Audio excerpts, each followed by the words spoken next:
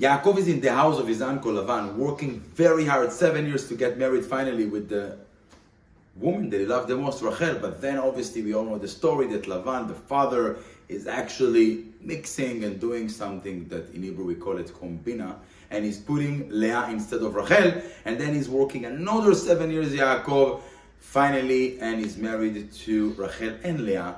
But then he continued to work 6 more years just to make money for Parnasa.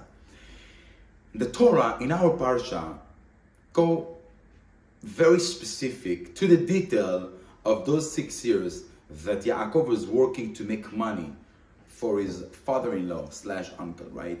And he was working so hard, and the Torah is telling us, "Vayachlef maskorto aseret monim." Monim, it referred to 10. It basically means that Lavan changed his salary 100 times. Imagine, in a company, every day you're going to get this, you're going to get that, different rewards, different benefits. They get crazy. Aseret monim. And he was working first for the goats, then for the sheep, those with different kinds of shape and color, nekudim, tloim, akudim. You know how many psukim we see in our Parashat talking about it? And if you read the Torah, you know that every word is so important. Everything is, there is a meaning behind. So why the Torah specifies so many psukim just to talk about the arguments between Yaakov and Lavan, and that it was just, you need to say the summary, that Lavan was so bad, was very annoying to Yaakov, and he changed his salary 100 times. That's it. And Yaakov, good job that he still keep working, and you continue in the parsha. Why the Torah specified it was first akudim, lekudim, tluim? What's the idea? The thing is that Yaakov doesn't just represent himself. Yaakov represents the entire Jewish people, our nation, and not just for his time, but for the history, for our time, today.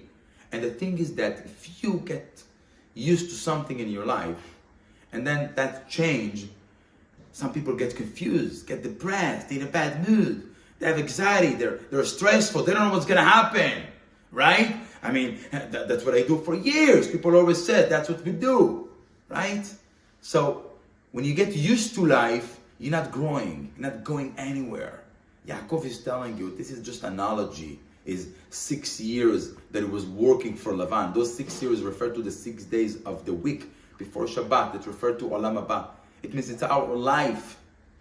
When you live your life, don't get used to things. Don't be afraid if something is changing. Move on. Do the right thing. Grow. Elevate yourself. Work it out. Don't, they changed my salary. My wife told me something. My kids are this.